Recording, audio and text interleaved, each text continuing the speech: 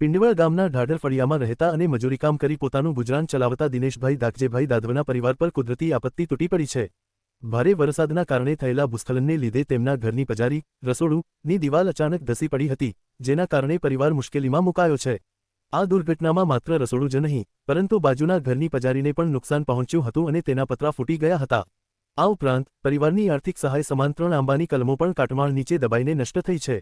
ઘટના બાદ તલાટી કમ મંત્રી દ્વારા સ્થળ નિરીક્ષણ અને પંચનામું કરવામાં આવ્યું હતું, પરંતુ એસડીઆરએફના નિયમો મુજબ અસતઃ નુકસાન 15-20% કે તેથી વધુ હોય તો જ સહાય મળવાપાત્ર હોવાથી ઓછું નુકસાન હોવાના કારણે આ ગરીબ પરિવારને સરકારી ચોપડે સહાય મળવાપાત્ર ઠેરવવામાં આવ્યો નથી।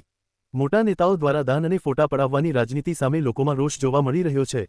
દિન પ્રતિદિનની મજૂરી કરી પેટીયું રળતા આ ગરીબ પરિવારે સરકાર સમક્ષ માંગ કરી છે કે જો થોડી ઘણી રોકડ સહાય આપવામાં આવે તો મોટી રાહત થાય, તેમજ ભવિષ્યમાં નુકસાન અટકાવવા માટે તાત્કાલિક ધોરણે યોગ્ય પુરાણ કામગીરી કરવામાં આવે।